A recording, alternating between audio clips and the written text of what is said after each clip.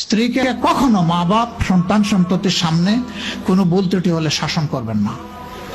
একা নিয়ে বুকে জড়িয়ে ধরে তার সমস্ত নেক কাজের স্বীকৃতি দিয়ে তারপরে বলবো যে এরকম একটা বিষয় আমি দুঃখ পাই নাই, তবে আমি চাই যে এটা তুমি কারেকশন করে নাও এবং আমি আল্লাহর দরবারে তোমার জন্য দোয়া করব। মাথায় হাত রেখে একটু দোয়া করে দেন। এর চাইতে বড় আর কোনো শাসন হয় না।